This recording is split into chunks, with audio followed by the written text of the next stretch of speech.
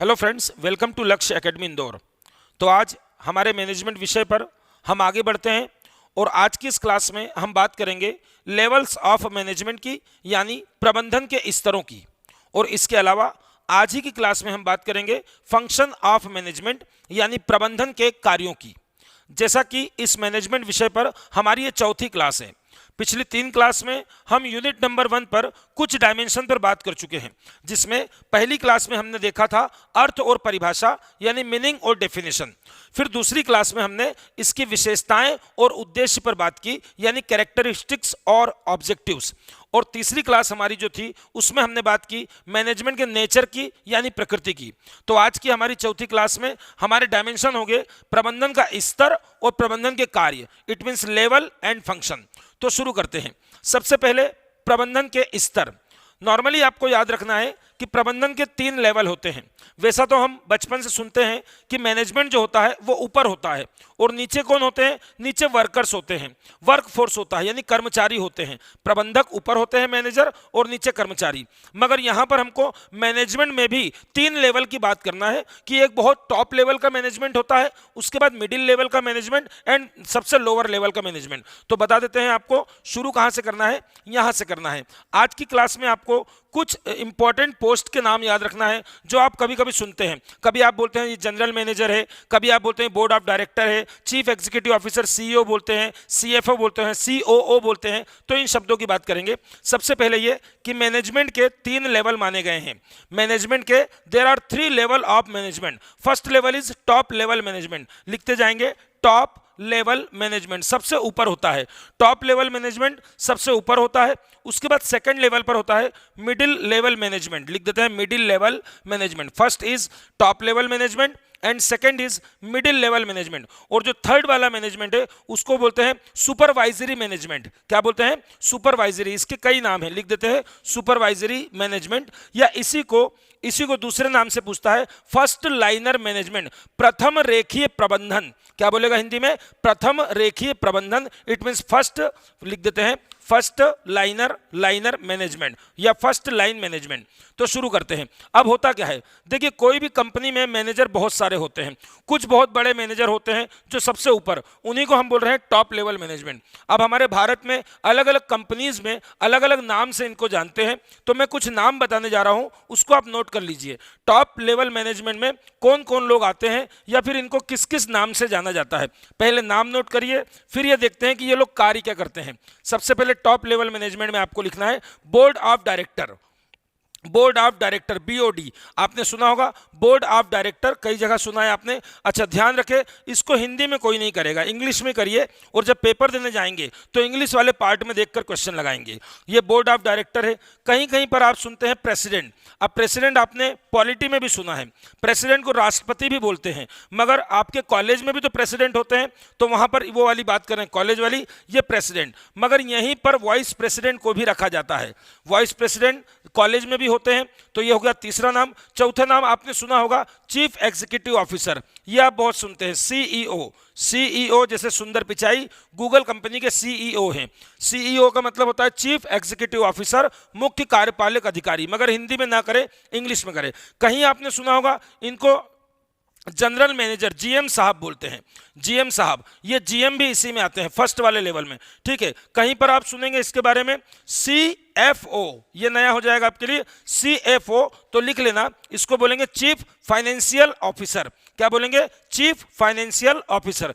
एक आपने सुना होगा, कभी ना सुना हो तो लिख लीजिए सीओओ, ये भी आ सकता है। इसको आप बोलना चीफ ऑपरेशनल ऑफिसर। क्या बोलेंगे? Chief operational officer. और आपने कई बार सुना है कि हमारे कॉलेज के एमडी हैं, किसी कंपनी के एमडी हैं, मैनेजिंग डायरेक्टर। एक होते हैं डायरेक्टर और एक होते हैं मैनेजिंग डायरेक्टर। कुछ नाम मैंने बता दिए, जैसे board of director, president, vice president, CEO, CFO, COO, general manager, GM और एमडी। ये सब टॉप लेवल मैनेजमेंट में रखे जाते हैं।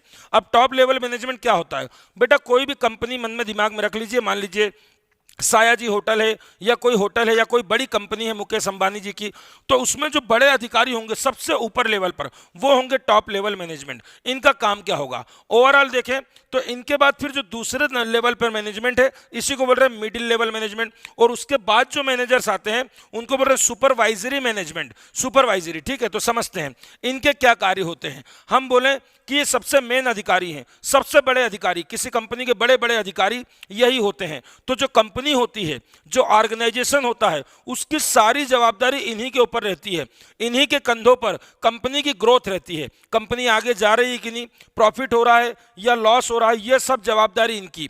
तो इनके कुछ नॉर्मल फंक्शन लिख रहे हैं, उसको आप नोट कर सकते हैं, ऐसे भी याद कर सकते हैं कि क्या करते हैं। देखिए इनका काम क्या है, इनका काम है संगठन के उद्देश्यों का निर्धारण, उद्देश्यों का निर्धारण। इंग्लिश में क्या लिखेंगे, इंग्लिश में लिखेंगे determining of objects, determining of object, संगठन के उद्देश्यों का निर्धारण करते हैं। दूसरी बात, अब इनके बारे में, इनके काम थोड़ा सा लिख लेना क्योंकि एग्जाम में आ सकता है। अब देखिए इसके बाद क्या होता है बेटा, कोई कंपनी कैसी बनती है, एक तो पूरी कंपनी है मगर उस कंपनी में अलग अलग डिपार्टमेंट्स भी होते हैं। फॉर एग्जाम्पल एक हॉस्पिटल की बात करूं तो एक हॉस्पिटल है पूरा अपोलो ग्रुप या अपोलो हॉस्पिटल। अपोलो हॉस्पिटल में अलग डिपार्टमेंट कौन से हैं, कुछ ब्लड डोनेशन वाले, पैथोलॉजी लैब वाले, एक्सरे डिपार्टमेंट, ऑपरेशन डिपार्टमेंट, सब अलग अलग विभाग होते हैं। तो इनके नीचे देखिए जो विभाग होते हैं वो इनके पास होते हैं। देखना सेकंड वालों के पास, ये मैं बता रहा हूं 1 2 3 4 5 6, आप समझ लीजिए देयर आर 6 डिपार्टमेंट। तो ये जो होते हैं ऊपर वाले, ये लोग क्या करते हैं, सभी डिपार्टमेंट्स में क्या करते हैं, कोऑर्डिनेशन करते हैं। तो आपको याद रखना है विभागों में सामंजस्य या विभागों में समन्वय, इंग्लिश में कोऑर्डिनेशन बिटवीन डिपार्टमेंट्स। तो लिख सकते हैं विभागों में सामंजस्य इनकी जवाबदारी है। ये सब इनके काम लिख रहे हैं, ठीक है। इंग्लिश में लिख लेना coordination between departments, coordination between departments. अब तीसरी बात क्या होती है, देखिए ये इन्हीं की जवाबदारी होती है कि हमारी कंपनी कितने प्रॉफिट में है, कितने लॉस में है। तो ये क्या करते हैं, आसपास का एटमॉस्फेयर का भी अध्ययन करते हैं कि उस कंपनी में क्या चल रहा है, उधर क्या चल रहा है, हमको क्या चेंज करना चाहिए। सीधी बात कि ये बिजनेस के जो एनवायरमेंट होता है, जो बिजनेस का एनवायरमेंट मतलब व्यवसाय का जो पर्यावरण होता है, उसका भी अध्ययन करते हैं और उसका क्या इंपैक्ट पड़ रहा है, आगे क्या पड़ेगा उसका भी। तो लिख लेना व्यवसाय हिंदी में पहले लिख रहे हैं, व्यवसाय के पर्यावरण का आकलन, व्यवसाय के पर्यावरण का आकलन यानी analysis of business environment. English में क्या लिखेंगे, analysis of business environment, analysis of business environment. ये 3 बात। चौथी बात, ये और क्या करते हैं, इसके अलावा इनका मुख्य काम होता है बेटा कि जो व्यवसाय है, जो भी बिजनेस है, कंपनी है, सायाजी होटल है, कोई हॉस्पिटल है, वो कितना डेवलप कर रहा है, ये सब इन्हीं की जवाबदारी है। मतलब कोई ऑर्गेनाइजेशन डिक्लाइन हो जाएगा, कोई कंपनी बंद हो जाएगी, तो सबसे ज्यादा जवाबदार यही कहलाएंगे, कंपनी की ग्रोथ इनके हाथ में है। तो हम लिखेंगे वेलफेयर ऑफ ऑर्गेनाइजेशन मतलब किसी संगठन का कल्याण, संगठन जो आप ऑर्गेनाइजेशन पढ़ रहे हैं, संगठन का कल्याण इन्हीं की जवाबदारी है। संगठन का कल्याण, वेलफेयर ऑफ ऑर्गेनाइजेशन भी इनका मुख्य कार्य है। तो क्या कार्य हो गए, पूरे ऑर्गेनाइजेशन के ऑब्जेक्टिव्स को डिसाइड करना, उसके बाद अलग अलग डिपार्टमेंट्स, क्योंकि नीचे डिपार्टमेंट आएगा और ये डिपार्टमेंट में भी एक एक मैनेजर, देखो बना रहा हूं, एक इसका मैनेजर, एक इसका, एक इसका, एक इसका, एक इसका, एक इसका। ये जो 6 डिपार्टमेंट्स दिख रहे हैं, इन डिपार्टमेंट्स में हेड हैं, इनमें भी हेड है। तो ये क्या है, ये मिडिल लेवल का मैनेजमेंट है, ठीक है ना। ये टॉप लेवल का है, टॉप लेवल का मैनेजमेंट संगठन के सारे कार्यों के लिए रिस्पॉन्सिबल है। तो आप लिखेंगे responsible to all function of organisation, लिख देते हैं संगठन के सभी कार्यों की जवाबदारी यही लेंगे, सभी कार्यों की जवाबदारी। इट मीन्स सारे जितने संगठन आगे जा रहा है, कंपनी में घाटा हो रहा है, कंपनी में फायदा हो रहा है, ये सब काम इन्हीं का है, इन्हीं को रिस्पॉन्सिबिलिटी लेना पड़ेगी। पूरी कंपनी डूबती है, आगे बढ़ती है, सब इनकी जवाबदारी है। दूसरी बात, हमने बताया था कि एक जो हमारी कंपनी है उसका समाज पर भी कोई प्रभाव पड़ रहा है, सोशल इंपैक्ट। तो समाज पर हमारे ऑर्गेनाइजेशन का, हमारे संगठन का समाज पर क्या प्रभाव पड़ रहा है, इसका स्टडी भी यही करेंगे। तो लिख लेंगे कि हमारे जो पर्यावरण है, लिख देते हैं संगठन का समाज पर प्रभाव। इंग्लिश में क्या लिखेंगे, सोशल सोशल इम्पैक्ट, हमारे ऑर्गेनाइजेशन का या हमारे बिजनेस एनवायरनमेंट का समाज पर क्या प्रभाव पड़ता है, ये भी इन्हीं का काम है। मुख्य रूप से आपको इतना सारा नहीं लिखते हुए दिमाग में रखना है कि बड़े अधिकारी हैं, पूरी कंपनी की जवाबदारी इन्हीं के पास है। यदि मैं आपको लिख कर दूंगा कि क्या ये पॉलिसी मेकिंग करते हैं, तो आप बोलेंगे हाँ, नीतियों का निर्धारण, नीति मतलब प्लान्स, यहाँ लिखा मैंने उद्देश्यों का निर्धारण, यही उद्देश्य की जगह क्या लिख सकते हो, प्लान्स बनाना, या फिर क्या लिख सकते हो, पॉलिसी। इंग्लिश में बात करें तो इंग्लिश में क्या बोलेंगे, पॉलिसी मेकिंग का काम करते हैं। पॉलिसी मेकिंग मतलब नीतियों का निर्धारण भी यही करते हैं। ये है टॉप लेवल के मैनेजमेंट। अब क्या होता है, अब दूसरी बात ये होती है कि भैया मैंने आपको ये वाला ध्यान रखना, ये वाला विभागों में सामंजस्य मतलब कोऑर्डिनेशन बिटवीन डिपार्टमेंट्स। अब आते हैं सेकंड लेवल के मैनेजमेंट। अब हम बात करते हैं मिडिल लेवल। इसको बोलते हैं मिडिल लेवल। ये बना क्यों है मिडिल लेवल? इसलिए बना है कि हाई लेवल के जो लोग होते हैं, वो किस भाषा में बात कर रहे हैं, उनकी लैंग्वेज ये समझेंगे और ये इसको इंटरप्रिटेशन करेंगे, उसकी व्याख्या करेंगे और ये तीसरे वाले को बताएंगे कि भाई साहब ऊपर से ऐसा आदेश आया है, मतलब ऊपर से डायरेक्ट इनको आदेश देंगे थर्ड लेवल पर। तो हो सकता है कि ऊपर के जो प्लान है नीचे वाले समझ ही नहीं पाए, थर्ड लेवल वाले, इसलिए ये क्या होता है, ये लिंक करता है। हम बोलेंगे मिडिल लेवल क्या है, तो आप बोलेंगे top level and supervisory level. Top level and supervisory, इन दोनों को लिंक करने वाला लेवल कौन सा है, मिडिल लेवल। तो इसको रफ कर देते हैं। अब आगे लिखेंगे हेडिंग डाल के मिडिल लेवल। ये सारी पोस्ट याद रखना, क्योंकि पिछली बार ग्रुप 2 में जो एग्जाम आया था उसमें ये पोस्ट लिख कर दी थी कि बताइए इसमें से आप किसको सुपरवाइजरी में रखोगे, किसको मिडिल में रखोगे। तो ये रट लेना, ठीक है ना। और रटना क्या है, आपने सब सुना हुआ है। इसमें एक और लिख देता हूं, प्रेसिडेंट की जगह कई बार आप सुनते हैं हेड भी सुनते हैं और डेप्यूटी हेड भी सुनते हैं, मगर वास्तव में प्रेसिडेंट या वाइस प्रेसिडेंट ज्यादा चलता है। President and vice president, head and deputy head. चलिए शुरू करते हैं। अब आगे सेकंड लेवल को बोल रहे हैं हम मिडिल लेवल। अब मिडिल लेवल में क्या होगा, पहली बात तो मिडिल लेवल बना क्यों, मिडिल लेवल इसलिए बना कि जो फर्स्ट लेवल है, टॉप लेवल है, वो जो भी काम देगा, ये जो भी प्लान देगा, वो प्लान किसके पास आना है, फाइनली इनके पास आना है। मगर यहां से डायरेक्ट यहां नहीं आएगा, यहां से प्लान जाएगा यहां इनके पास जाएगा और इनसे प्लान आएगा इनके पास। इट मीन्स ये जो है ये मीडिएटर है। किसके बीच में मीडिएटर है, टॉप लेवल और सुपरवाइजरी के। तो लिख लीजिए सेकंड। अब सेकंड में पहले से नाम बता दें क्या होते हैं। देखिए बेटा, किसी भी कंपनी की बात करूं तो कौन कौन से डिपार्टमेंट्स होते हैं। फॉर एग्जांपल इधर देखो 6 डिपार्टमेंट बना दे। परचेस डिपार्टमेंट, वहां पर खरीदने वाला हेड होता है। उसके बाद सेल डिपार्टमेंट जो बेचने की बात करता है। उसके बाद अलग अलग डिपार्टमेंट्स होते हैं और हर डिपार्टमेंट्स का अलग अलग एक हेड होता है। मतलब यहां का जो हेड है वो कंपनी का हेड है, ठीक है ना, कंपनी में टॉप लेवल पर है, और यहां वो अपने डिपार्टमेंट का हेड है, अपने डिपार्टमेंट में टॉप लेवल पे। तो किस किस नाम से आएगा, आपको नाम से आएगा परचेस मैनेजर।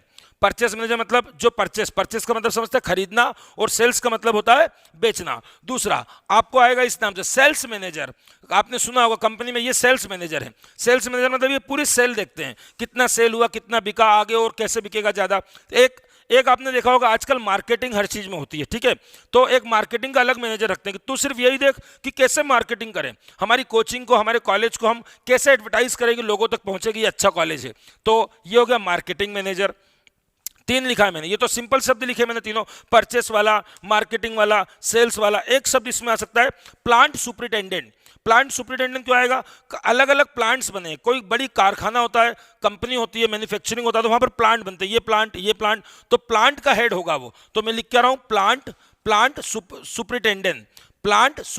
इस शब्द का भी याद रखना, कभी आ सकता है एग्जाम में आया हुआ क्वेश्चन है कि प्लांट सुपरिटेंडेंट को आप किस में रखेंगे, तो वहां आपको एकदम क्लिक नहीं करेगा, इसलिए यहां सारी चीजें अच्छे से देखकर जाना। ये मिडिल लेवल के हैं। मिडिल लेवल में क्या क्या गया, प्लांट। एक और आ सकता है, आप बोलते हैं, कई बार बोलते हैं आप देखो इसको तो मैं नाम से बोलूंगा बेटा, ये डिपार्टमेंट है और डिपार्टमेंट का हेड क्या बनता है, कई बार डिपार्टमेंट हेड, तो लिख देते हैं डिपार्टमेंट हेड। और कई बार जैसे हमने डिपार्टमेंट बोला, कई बार डिवीजन होते हैं, डिवीजन, तो डिविजनल हेड। भाई डिपार्टमेंट हेड बोले या फिर अलग अलग डिवीजन का हेड है तो उसको क्या बोलेंगे आप, डिविजनल हेड। इसको हिंदी मीडियम वाले सारे लोग कृपया करके ये हिंदी में मत करना, बहुत सारे नाम मिलेंगे, कंफ्यूज हो, पकड़ नहीं पाओगे, विभागीय प्रमुख, उप विभागीय प्रमुख, कुछ नहीं आएगा, इसलिए इससे पकड़ना है डिपार्टमेंटल हेड। और एक और क्या बोला मैंने, डिविजनल हेड भी इसमें आएगा। तो मैंने ये इतने नाम लिख दिए आपके सामने, ये मिडिल लेवल के हैं। किस लेवल के हैं ये? Middle level. अब बात करें मिडिल लेवल करता क्या है। आपको मालूम पड़ गया कि मिडिल लेवल क्या करेगा। ये जो प्लान बना के दे रहा है, ये जो प्लान बना के दे रहा है वो इसके पास आएगा, डायरेक्ट नीचे नहीं आएगा। तो ये क्या करेगा, उस प्लान को इनको दे देगा, इनको नीचे वालों को। तो आप बोलेंगे सर इनको ही देना था तो मिडिल रखा क्यों?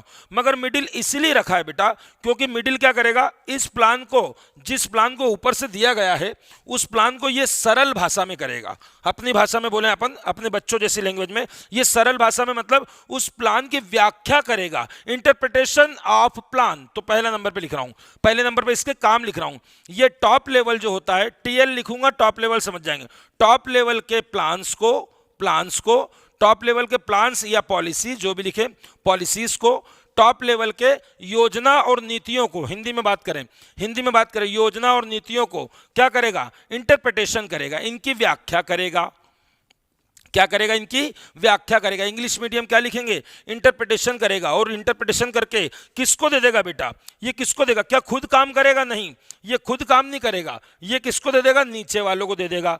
तो व्याख्या करके किसको देगा बेटा, सुपरवाइजरी लेवल को देगा। ये हो गया इसका पहला काम। इसको ध्यान रखेंगे, टॉप लेवल के जितने भी प्लान्स आ रहे हैं उनको अच्छी भाषा में, सरल भाषा में, ताकि क्या है, नीचे वाले समझ पाएं। क्योंकि हायर लेवल की जो लैंग्वेज रहेगी वो हायर लेवल पे रहेगी, तो उस लैंग्वेज को ये कन्वर्ट करेगा इजी लैंग्वेज में, ताकि नीचे वाले समझ पाएं और उनके जो प्लान्स है उनको इंटरप्रिटेशन करेगा। और नीचे वाला जो लेवल है, नीचे वाले लेवल को हम बोल रहे हैं लोकल लेवल, सॉरी आप इसको क्या बोल रहे हैं, सुपरवाइजरी लेवल, ये इनको देगा। दूसरी बात, अब आप बताइए ये किसका हेड है बेटा, ये मिडिल वाला किसका हेड है? गोल गोल क्या बनाया मैंने, गोल गोल डिपार्टमेंट से। तो ये कायदे से डिपार्टमेंट का हेड है, तो सीधी सी बात, वो अपने डिपार्टमेंट के लिए पूरी रिस्पॉन्सिबिलिटी लेगा। ये लोग कौन थे, ये पूरी कंपनी की रिस्पॉन्सिबिलिटी ले रहे कि कंपनी का घाटा होगा तो हम जवाबदार।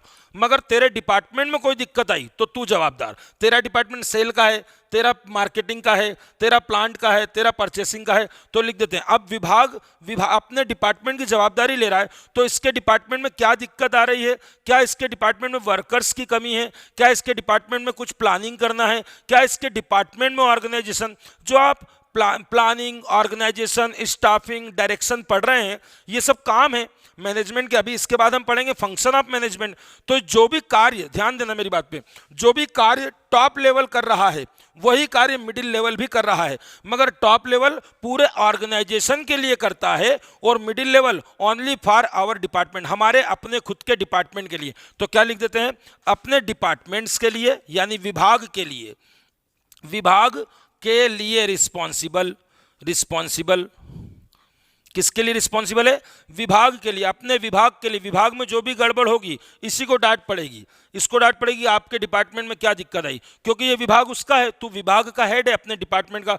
तो डिपार्टमेंट के लिए काम क्या करेगा, तो आप बोल देंगे वो सारे काम करेगा जो टॉप लेवल करता है। तो लिख देते हैं सारे कार्य करेगा, बट किसके लिए, only for our department, only for their department, अपने डिपार्टमेंट के लिए, विभाग के लिए, अपने विभाग के लिए सारे कार्य करता है। सारे कार्य लिखाने की जरूरत नहीं, चाहे वो प्लानिंग करना हो उसको, ऑर्गेनाइजेशन करना हो उसको, स्टाफिंग करना हो, जो भी करना हो। अब मैं बोलूँगा एक विभाग के लिए प्लान कौन बनाएगा, विभाग जैसे ही आया आप समझ जाएंगे सर ने 6 विभाग बनाए थे, 6 डिपार्टमेंट, परचेस सेल।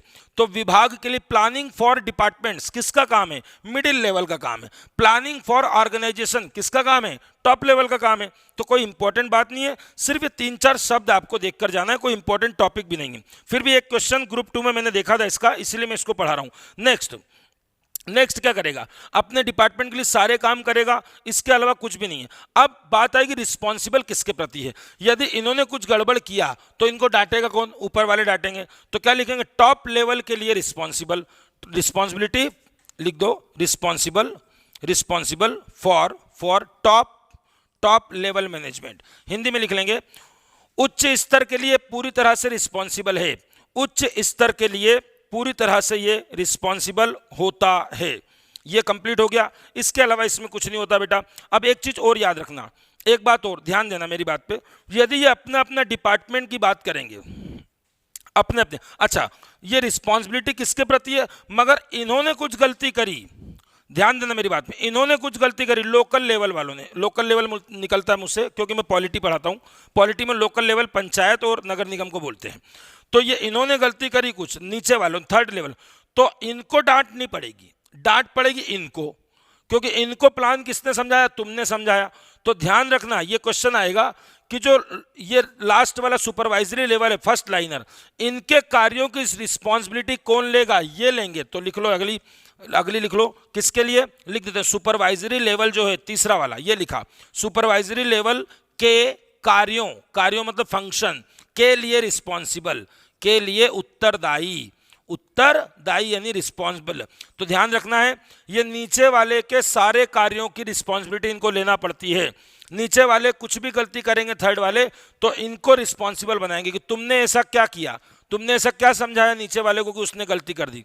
तो ये हो गया आपकी सेकंड लेवल वाली मैनेजमेंट। अब बात करते हैं थर्ड लेवल की मैनेजमेंट। एक चीज अच्छा बताना, देखिए ये डिपार्टमेंट और ये डिपार्टमेंट, यदि ये दोनों कोऑर्डिनेशन नहीं करेंगे, इन दोनों में कोऑर्डिनेशन नहीं होगा, कोऑपरेशन नहीं होगा, तो भी गड़बड़ हो जाएगा। ये ऐसा थोड़ी बोलेगा मैं सिर्फ मेरे डिपार्टमेंट से मतलब रखूंगा, तू भाड़ में जा, तेरे से मतलब नहीं है, गो टू हेल। तो भाई ये डिपार्टमेंट चारों डिपार्टमेंट मिलकर ही तो कंपनी चल रही है। यदि कोई एक डिपार्टमेंट में गड़बड़ होगी तो भी गड़बड़ हो जाएगी, पूरी कंपनी में गड़बड़ हो जाएगी। इसलिए क्या बोलेंगे कि आप लोग आपस में क्या रखेंगे, कोऑर्डिनेशन रखेंगे। बट मैंने एक चीज वहां भी लिखी थी, इनके बीच का कोऑर्डिनेशन जवाबदारी इनकी है, मगर ये आपस में एक दूसरे को कोऑपरेट तो करेंगे। तो क्या लिख रहा हूं, कोऑपरेशन बिटवीन डिपार्टमेंट्स, ये भी इन्हीं का काम है। विभागों के मध्य सहयोग, क्या लिख रहा हूं, विभागों के मध्य सहयोग लिख देते हैं, विभागों के मध्य सहयोग, इसको भी याद रखेंगे। अभी समझाऊंगा, एक क्वेश्चन आएगा, what are difference between cooperation and coordination. ये क्वेश्चन आपसे एमपीपीएससी इंटरव्यू कहीं भी पूछ लेते हैं, what are difference between coordination and cooperation. अभी आगे चल के बात करेंगे, चलिए बात कर ही लेते हैं। देखिए सहयोग क्या होता है बेटा, कभी कोई आपसे पूछता है कि सहयोग और समन्वय में क्या अंतर है, difference between cooperation and coordination. तो बेटा सहयोग क्या होता है, सहयोग मतलब किसी कार्य में मदद करना। एक एग्जांपल देता हूं, एक बड़ी सी गाड़ी कीचड़ में फंसी हुई है, एक ट्रक फंसा हुआ है, ठीक है, उसको धक्का लगाना है, धक्का लगा के उसको गड्ढे से बाहर निकालना है। तो 10 लोग लगाएंगे ताकत, देखिए मैं लगाता हूं, 10 लोगों ने अपनी अपनी ताकत लगा दी, मगर ट्रक निकल कर बाहर नहीं आया, ट्रक फंसा का फंसा ही है। मगर थोड़ी देर बाद मैं जाऊंगा और मैं उनसे बोलूंगा फिर से ताकत लगाओ, और उन 10 में से 4 को हटा लूंगा, बोलूंगा अब 6 लोग ताकत लगाओ। तो 6 लोग ताकत लगाएंगे और ट्रक निकलकर बाहर हो जाएगा। मतलब 10 लोग ट्रक को नहीं हिला पाए, 6 लोगों ने बाहर कर दिया। क्या कारण है, कारण यह है कि 10 लोग कोऑपरेट कर रहे थे, 10 लोग कोऑपरेट कर रहे थे मगर कोऑर्डिनेट नहीं कर रहे थे। मतलब वो लोग सहयोग तो कर रहे थे, उनके बीच में समन्वय नहीं था। सीधी सी बात, क्या समझ में आया आपको भैया, 10 लोग कैसी ताकत लगा रहे थे पता है, 3 ताकत लगाए जोर से, उतने में 7 खड़े थे, जब 7 में से 2 लगाए तो वो 3 खड़े हो गए। मतलब तीनों की 10 की एक साथ ताकत नहीं लग रही थी, मतलब उनके टाइमिंग में गड़बड़ था। इसीलिए आपने पुराने जमाने में देखा होगा जोर लगा के हैया, एक साथ क्यों बोलते हैं, ताकि मैं बोलूं जोर लगा के और जैसे बोलेंगे हैया सब पूरी ताकत लगा देंगे। कई बार आप बोलते ना चलिए 1 2 3 स्टार्ट, तो सब एक साथ ताकत लगाते हैं। मतलब कोऑर्डिनेशन और कोऑपरेशन में क्या अंतर है, कोऑपरेशन में हम सहयोग करते हैं और कोऑर्डिनेशन में हम सही समय पर सही सहयोग करते हैं। सबसे बेस्ट एग्जांपल, मिर्ची कूटने वाला, आपने वो देखा होगा, 2 लेडीज या कोई भी 2 महिलाएं मिर्ची कूटती हैं, तो एक जोर से ऐसे पाइप मारती है, उतनी देर में दूसरे का पाइप वो ऊपर चला जाता है, तब तो वो जाता है अंदर, ये गया और ये उठाएगी तो दूसरा वाला मारेगा, 1 2 1 2 ऐसे मारते हो, क्योंकि टाइमिंग से, नहीं तो पता चले दोनों को बोलना है कि मिर्ची कूटो तो दोनों ही देंगे धड़ाक से, तो दोनों पाइप अंदर जाके फंसेंगे, टूट जाएगा। तो ये होता है कोऑर्डिनेशन एंड कंट्रोल, सही समय पर सहयोग करना, सही समय पर सहयोग करने को ही समन्वय कहा जाता है। ये हो गया कंप्लीट आपका मिडिल लेवल। अब बात करते हैं नीचे वाले लेवल की। इसको ध्यान रखें, कोई इंपॉर्टेंट चीजें नहीं है बेटा, इसको रफ कॉपी में अटका लीजिए, एक बार रीडिंग करके जाना, मगर इनको थोड़ा सा रट के जाना। चलिए तीसरे लेवल की बात करते हैं। तीसरे लेवल को हम बोल रहे हैं सुपरवाइजरी। ये भी बहुत इंपॉर्टेंट लेवल है, क्योंकि बेटा अब आएंगे वो लोग जो वर्कर्स के डायरेक्ट कम्युनिकेट करते हैं। अब देखिए तीसरा लेवल, अब तीसरे लेवल में आप किसको किसको रखते हैं। तीसरे लेवल में एक शब्द मिलता है जो आपके लिए नया हो सकता है, यदि आपने बीकॉम नहीं किया तो, फोरमैन। ये शब्द याद रखना, ये आ सकता है फोरमैन इसी में रखेंगे, इसको बोलेंगे फोरमैन। फोरमैन के अलावा एक शब्द मिलेगा सुपरवाइजर, आपने सुना है, सुपरवाइजर बोल दीजिए। सुपरिटेंडेंट भी आ सकता है, मैंने वहां लिखा था प्लांट, वहां लिखा था प्लांट सुपरिटेंडेंट, यहां क्या लिख रहा हूं मैं, यहां पर लिख रहा हूं सुपरवाइजर। सुपरवाइजर, सुपरवाइजर इसका मेन शब्द है। सुपरिटेंडेंट भी लिख सकते हैं, सुपरिटेंडेंट भी लिख सकते हैं। और एक बात बताइए, एक ऐसा भी होता है, अभी मैंने आपको बोला ये कौन है बेटा, डिपार्टमेंट के हेड हैं, तो आप बोलेंगे डिपार्टमेंटल हेड। तो डिपार्टमेंट के अंदर और ज्यादा डिवाइड करें, देखिए ऐसे डिवाइड करते हैं, ये डिपार्टमेंट है मगर इसके अंदर भी 4 छोटे छोटे डिपार्टमेंट, तो छोटे डिपार्टमेंट को सब डिपार्टमेंट बोलते हैं। जब किसी के आगे सब लग जाए, ध्यान रखना ये इंग्लिश में आता है बेटा, जब किसी के आगे सब लग जाए तो आप बोलना थोड़ा नीचे या थोड़ा कम। जैसे मैं आपसे पूछता हूं इंस्पेक्टर, इंस्पेक्टर बड़ा है या सब इंस्पेक्टर बड़ा है, आप बोलेंगे सर सब इंस्पेक्टर छोटा है, क्योंकि उसके आगे क्या लग गया सब। इंस्पेक्टर से तुरंत छोटा क्या बनेगा, सब इंस्पेक्टर। इंस्पेक्टर को आप क्या बोलते हैं, टीआई साहब, थाने में टीआई साहब। और 2 स्टार को क्या बोलते हैं, सब इंस्पेक्टर। सब लग जाए इसका मतलब छोटा।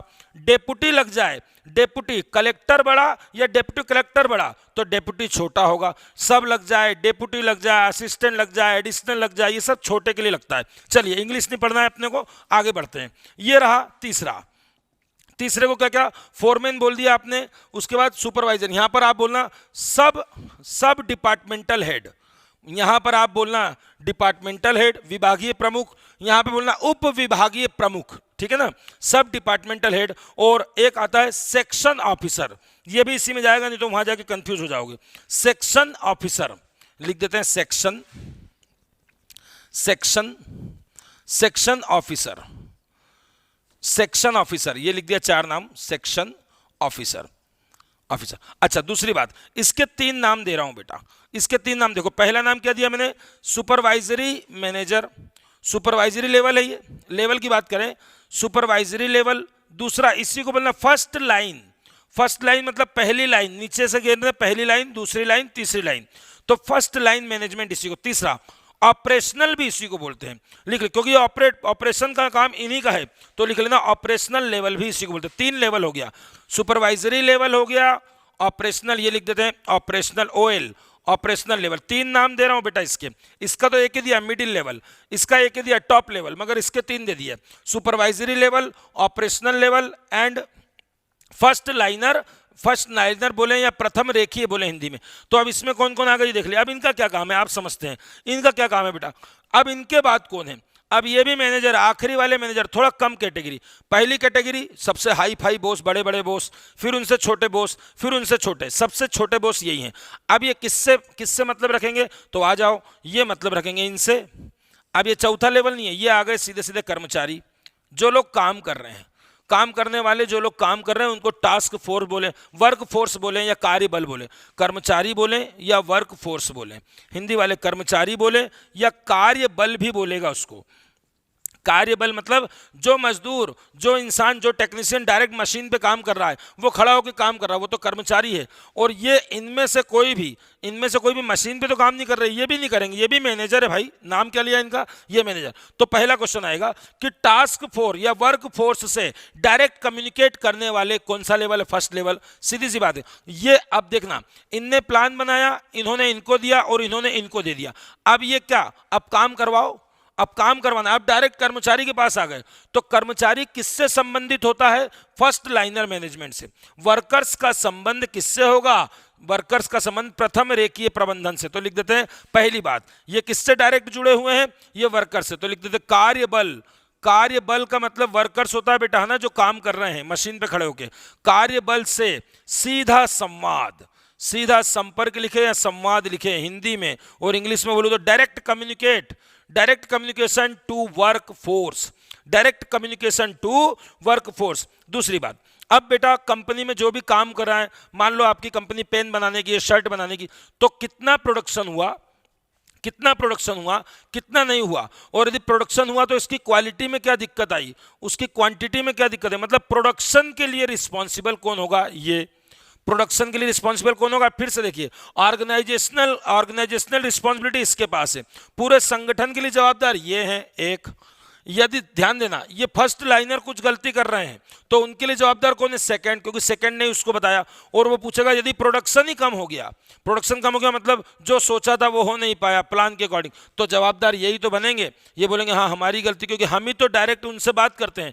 तो कर्मचारियों से काम कौन करा रहा? First liner. तो लिख रहा हूं दूसरा, प्रोडक्शन की, प्रोडक्शन को हिंदी में उत्पादन बोलते हैं बेटा, उत्पादन की देखना क्या लिखूंगा? Quality and quantity, quality and quantity की, प्रोडक्शन की क्वालिटी। अब मैंने बोला पेन बनाओ, पता चले पेन तो गलत बन रहा है, इसका ये जो केप है ये बहुत नरम है, टूट जाता है। तो किसकी गलती? भाई तुम्हारी गलती है। तुमने अच्छे से समझाया नहीं होगा कर्मचारियों को, तुमने उसको डायरेक्शन नहीं दिया होगा अच्छे से, तुमने उसको मोटिवेट नहीं किया होगा, तुमने उसका अच्छा लीडरशिप नहीं किया होगा, मतलब तुम्हारी गलती है, क्योंकि तुम जानते हो कर्मचारियों को, हम तो जानते नहीं। मिडिल वाले बोलेंगे हम तो कोई मतलब ही नहीं रखते इनसे, डायरेक्ट हमारा कोई रिलेशन नहीं है, इनका डायरेक्ट है ही नहीं, तो ये जवाबदार बनेंगे। तो लिख दिया मैंने उत्पादन की क्वालिटी एंड क्वांटिटी।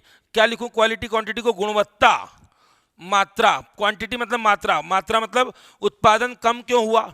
आपको बोला था कि इस महीने 200 पेन बनाना, 150 कैसे बने? ठीक है, और ये पेन कमजोर क्यों बन गया, इनका केप अच्छा क्यों नहीं बना? मतलब प्रोडक्शन की सारी जवाबदारी कौन लेगा?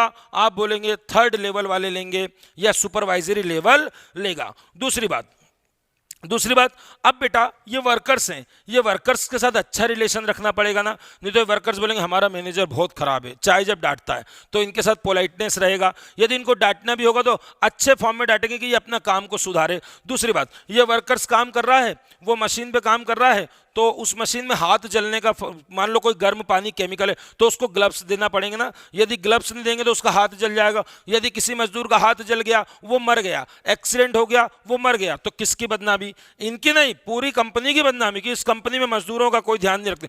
तो वर्कर्स के लिए सारा एटमॉस्फेयर तैयार करना, वर्कर्स के लिए हेल्दी एटमॉस्फेयर तैयार करना, मतलब उनके हेल्थ को कोई नुकसान ना हो, वर्कर्स के लिए फ्रेंडली एटमॉस्फेयर, ताकि वो लोग दुश्मन नहीं समझे, क्योंकि वर्कर्स पहले के जमाने में दुश्मन समझते थे, अरे मैनेजर आ गया, फिर खड़ूस आ गया यार, ये फिर काम बताएगा। मगर आज वर्कर्स और मैनेजमेंट में अच्छे रिलेशनशिप हो गए, आज साथ में बैठ के कॉफी पीते हैं, पार्टी करते हैं, होटल में जाते हैं। तो आज ये जमाना आ गया है कि हर मैनेजर को वर्कर्स से अपना अच्छी रिलेशनशिप रखना पड़ता है। तो हम क्या बोलेंगे? वर्कर्स की सिक्योरिटी के लिए, वर्कर्स की हेल्थ के लिए, वर्कर्स के हेल्थ के लिए, सिक्योरिटी के लिए, डिसिप्लिन के लिए सब जवाबदार। तो लिख लेते हैं वर्कर्स लेवल पर, या वर्क फोर्स की बात करें, वर्क फोर्स की, वर्कर्स लिख लो, कर्मचारियों की सुरक्षा, सिक्योरिटी, किसी का हाथ ना जल जाए, किसी का हाथ मशीन से कट ना जाए, पूरी कंपनी की बदनामी होगी, उनसे संवाद बढ़ाना, मोराल उनका बढ़ाना। तो सुरक्षा, उनकी सिक्योरिटी, उनकी हेल्थ का ध्यान। और लिखूं अनुशासन, डिसिप्लिन, भाई हमारी कंपनी में माहौल भी अच्छा होना चाहिए, ठीक है, पता चले मजाक मस्ती हो रही, काम कोई कर ही नहीं रहा, इतने ज़्यादा फ्रेंडली माहौल हो गया है कि मजाक मस्ती चल रही, कोई काम नहीं, इतना फ्रेंडली भी नहीं होना है। तो ये सब वर्कर्स से डायरेक्ट होते हैं। और वर्कर्स को कोई प्रॉब्लम आ रही है कि सर ये मशीन चलती नहीं है, सर इसमें बहुत बार स्टार्ट करना पड़ता है सर, तो भाई ये इसको ही बताएगा कि सर ये मशीन नहीं चल रही। तो वर्कर्स की समस्याओं का निराकरण, वर्कर्स बोल रहे हैं कि हमको सैलरी लेट मिल रही है, तो किसको बोलेंगे? इसको, अरे यार सैलरी, तो ये क्या करेगा? वर्कर्स की प्रॉब्लम का सॉल्यूशन करेगा। क्यों करेगा? इसको मालूम वर्कर्स नाराज हुए तो कंपनी गई काम से, क्योंकि वर्कर्स क्या करेगा? उसकी मांग पूरी नहीं होगी, वो यूनियन में है और वो 1 सेकंड में हड़ताल पे चले जाएगा, तुम्हारी कंपनी बंद हो जाएगी। इसलिए वर्कर्स के साथ अच्छा रिलेशन रखना इसकी बहुत बड़ी जवाबदारी है। तो मैंने लिख दिया उनकी सुरक्षा का ध्यान रखिए, उनकी हेल्थ का ध्यान रखिए, उनमें डिसिप्लिन का ध्यान रखिए, और दूसरी बात उनकी रिक्वायरमेंट क्या है, उनकी मांगों को पूरा करना। ये सब काम इन्हीं वर्कर्स के जो भी इश्यूज हैं, मुद्दे, उनका निराकरण, कर्मचारियों के मुद्दे जो भी होते हैं, नहीं मुद्दे मतलब इश्यूज का निराकरण नहीं करोगे तो कंपनी छोड़ देंगे या तो हड़ताल पे चले जाएंगे और आपकी कंपनी में लॉस होना चालू हो जाएगा। और वर्कर्स बेटा काम कब करता है मालूम? जब उसका, मैंने पिछली क्लास में बताया, जब तक यहाँ से इच्छा नहीं होती कोई इंसान अच्छा काम नहीं करता, कोई कंपनी को नहीं बढ़ाएगा, क्योंकि हर व्यक्ति अपने लिए आया कि मेरे को तनख्वाह चाहिए, मेरी मम्मी का इलाज कराना, मेरे को मकान बनाना, मेरे को कार खरीदना है। तो भैया वो काम कंपनी के लिए कब करेगा? जब वो यहां से बहुत मजबूत होगा, अरे मेरी कंपनी, मेरा बॉस, मेरी कंपनी को आगे ले जाऊंगा, मेरी कंपनी की शपथ खाएगा। तो ऑर्गेनाइजेशन के प्रति वो कब करेगा? जब उसका मोराल अच्छा रहेगा। मोराल मतलब मनोबल, तो लिखना मनोबल बढ़ाना, मोराल मोराल यानी इंग्लिश में मोराल, हिंदी में मनोबल, कर्मचारियों का मनोबल बढ़ाना, ये सब इसी के काम है। सीधी बात, तो मैंने इतना सारा लिख दिया, इससे कोई मतलब नहीं है, डायरेक्ट लिख दिया था मैंने शुरू में ही कि वर्क फोर्स से direct communication to work force, कर्मचारियों से सीधा संवाद कौन करेगा, कर्मचारियों से सीधा संवाद कौन करेगा, थर्ड लाइन वाले करेंगे। और लास्ट लाइन ये बचती है कि भैया टॉप लेवल वाले जो भी डिसाइड कर रहे हैं, टॉप लेवल पे जो भी डिसाइड करेंगे उसको रियल में एग्जीक्यूट करना किसकी जवाबदारी। मैंने आपको बताया था प्लान यहां से आएगा, मगर एग्जीक्यूशन इनकी जवाबदारी, इनकी नहीं है, ये तो सिर्फ मीडिएटर हैं जो लिंक कर रहे हैं। तो लिख देते हैं चौथे नंबर पे, टॉप लेवल के जो प्लान्स हैं यानी योजना है, जो योजना का क्रियान्वयन, प्लान्स का एग्जीक्यूशन करेगा। ये हो गया आपका कंप्लीट कि टॉप लेवल जो भी प्लान देगा उसको डायरेक्टली या रियलिटी में कौन एग्जीक्यूट करता है, आप बोलेंगे थर्ड लेवल का जो मैनेजमेंट है वही एग्जीक्यूट करता है। ये हो गया आपका थर्ड लेवल वाला। अब ये इतना कंप्लीट हुआ, ये 3 लेवल थे, ज़्यादा इसमें से आना नहीं है। इतना पूछ सकते हैं कितने मैनेजमेंट के कितने लेवल हैं, बता देंगे 3 लेवल हैं। पूछ सकते हैं इनके नाम छाटिए, कौन किस में जाएगा, प्लांट सुपरिटेंडेंट किस में जाएगा, डिपार्टमेंटल हेड किस में जाएगा, तो आप बता देंगे। अब हम शुरू करते हैं मैनेजमेंट के फंक्शन, और फंक्शन भी हम पढ़ेंगे बेटा। फंक्शन में हमको planning, organisation, staffing, direction, controlling, 5 function देखना है। किताबों में जबरदस्ती 9, 10, 11 भर देते हैं, ऐसा कुछ नहीं है। बेसिकली 5 ही फंक्शन होते हैं, 5 ही फंक्शन होते हैं, मैं अभी समझाऊंगा। उसको अलग से भर देते हैं मोटिवेशन, अलग से बोलते हैं लीडरशिप। अभी मैं बताऊंगा motivation, leadership part of direction. यदि मैं आपको डायरेक्ट कर रहा हूं तो मैं एक अच्छा लीडर हूं, तभी तो डायरेक्ट कर रहा हूं। और मैं आपको अच्छा मोटिवेटर हूं, मैं आपको मोटिवेट करता हूं बेटा खूब पढ़ो, तभी मैं एक अच्छा मोटिवेटर हूं। मतलब ये दोनों डायरेक्शन के पार्ट होते हैं। तो शुरू करते हैं, क्या टॉपिक है अब हमारा अगला टॉपिक है मैनेजमेंट के फंक्शन। तो शुरू करते हैं प्रबंधन के कार्य। फंक्शन ऑफ मैनेजमेंट क्या है, पहले तो आप ध्यान रखें, फंक्शन ऑफ मैनेजमेंट ओनली 5 ही बताएंगे आप। उसके अलावा जो भी होता है हम किताबों में पढ़ते हैं, ऐसा कुछ नहीं, 5 मेन फंक्शन होते हैं। ऐसे तो बहुत सारे काम करता है। तो लिख रहे हैं पी का PO, उसके बाद POS स्टाफिंग, उसके बाद डायरेक्शन एंड कंट्रोलिंग, इसको रट लीजिए। आपको याद आ रहा होगा पोस्ट कोर्ब, याद आ रहा है, शुरू वाली क्लास में लिया था पोस्ट कोर्ब, दिखाता हूं मैं, POSTCORB, पोस्ट कोर्ब। इसका फुल फॉर्म था प्लानिंग, O से ऑर्गेनाइजेशन, S से स्टाफिंग, D से डायरेक्शन, C से कंट्रोलिंग, सॉरी C और O से कोऑर्डिनेशन, D से रिपोर्ट और बस्टिंग। इसमें कंट्रोलिंग नहीं है, इसको आप नहीं लाएंगे क्योंकि ये गुलिक ने बताए थे, ये टेक्निक्स ऑफ मैनेजमेंट में रखते हैं। मगर यहाँ 5 चीजें अलग हैं, यहाँ कोऑर्डिनेशन है, यहाँ कोऑर्डिनेशन नहीं दिख रहा है, क्योंकि कोऑर्डिनेशन तो बहुत बड़ी चीज है बेटा। अभी बताऊंगा, मैंने आपको एग्जाम्पल दे दिया, जोर लगा के हैया। अभी कोऑर्डिनेशन बताऊंगा, कोऑर्डिनेशन कहाँ है, उसका कोई लेवल नहीं, वो सब जगह घुस जाता है, ठीक है ना। इसलिए क्वेश्चन आया था एग्जाम में ग्रुप 2 में आया था कि प्रबंधन का सार क्या है, निचोड़, पूरे मैनेजमेंट का सार मतलब कंक्लूजन, निचोड़ क्या है, तो आप बोलेंगे coordination is conclusion of management. सारी क्रियाओं में कौन है, कोऑर्डिनेशन है। अभी बताता हूं, सबसे पहले प्लानिंग, फर्स्ट इज प्लानिंग। अब प्लानिंग में आपको क्या समझाऊं, आप कितनी प्लानिंग करते रहते हैं, दिन भर रात भर आप प्लानिंग करते हैं। प्लानिंग का मतलब क्या होता है भाई, कंपनी की प्लानिंग कैसे करेंगे, क्या करना है, किसको करना है, किस प्रकार करना है, यही इसकी प्लानिंग है। तो लिख देते हैं क्या करना है, पहले तो डिसाइड करो क्या करना है। हॉस्पिटल खोलना है तो करना क्या है, इलाज करना है। किसको करना है और कैसे करना है, यही तो प्लानिंग है। और ये भी कब, समय के पहले मतलब जब आप करने जाएंगे जब नहीं, समय के पहले ही डिसाइड कर लो। पहले से डिसाइड करना what is to be done, क्या डिसाइड करना, what is to be done, ये लिख दिया मैंने, what is to be done पहला वाला, what is to be done यानी क्या करना है। दूसरा वाला what is to do it, इसको कौन करेगा, तो ये लिख दिया किसको करना है। What is to do it English में लिख लेना, इसी टर्म में आता है, ये लिख दिया क्या करना है, दूसरा आ गया किसको करना है, और तीसरा कैसे करना है, हाउ टू डू इट, इसको आप कैसे करेंगे, हाउ टू डू इट। ये 3 है, इसी को तो प्लानिंग बोलते हैं। क्या करना है, किसको करना है, कैसे करना है, ये प्लानिंग है। मगर इसको अच्छी लैंग्वेज में बोले तो प्लानिंग होगी कैसे बेटा, प्लानिंग तो सीधे प्लानिंग कैसे होगी, पर्पस से, ऑब्जेक्टिव। आखिर उद्देश्य क्या है, अब बताता हूं। उद्देश्य एक अच्छा हॉस्पिटल खोलना, तो फिर ऐसा बोले उद्देश्य ये है, तो उद्देश्य को प्राप्त करना है तो उसके लिए बहुत सारी चीजें तैयार होंगी। पूरा रूट तैयार होगा कि कैसे हॉस्पिटल बनेगा, कहाँ पे इलाज होगा, यहाँ पर ब्लड बैंक होगा, यहाँ पर ये होगा, यहाँ पे एक्सरा मशीन होगी, यहाँ पे डॉक्टर होंगे, ये सब। तो मैं लिख देता हूँ और अच्छी लैंग्वेज में। और अच्छी लैंग्वेज में क्या लिखूंगा इसको, उद्देश्यों लिख लेना, ऑब्जेक्टिव्स, उद्देश्यों का निर्धारण, यही तो है, यही तो है उद्देश्यों का निर्धारण। उद्देश्यों का निर्धारण लिखूं तो भी चलेगा, नीतियों का निर्धारण लिखूं, डिटरमाइनिंग ऑफ पॉलिसी लिखूं, पॉलिसी मेकिंग लिखूं, सब चलेगा बेटा। नीतियों का निर्धारण करना, इट मीन्स पॉलिसी मेकिंग, नीतियां बनाना, यही तो आपकी प्लानिंग है। तो लिख देता हूं उद्देश्यों का या नीतियों का, नीतियों का निर्धारण, it means planning, it means planning. अब बेटा उद्देश्यों का निर्धारण तो कर लिया कि ये हमारा उद्देश्य है, हमको एक ऐसा काम करना है, मगर अब उसके लिए रास्ता बनाओ। किस रास्ते से करेंगे? आपके लिए छोटा सा उदाहरण, आपका उद्देश्य क्या है? पटवारी बनना, ठीक है, डिसाइड कर लिया। क्या डिसाइड करने से सब कुछ होगा? नहीं। अब आप रूट बनाओ। रूट कैसे बनाएंगे? 8 विषय हैं पटवारी में, 8 के रूट बनाओ अलग अलग। कंप्यूटर किससे पढ़ना है, कौन सी किताब लाएंगे, कौन सा वीडियो देखेंगे, कौन सा ऑब्जेक्टिव लगाएंगे।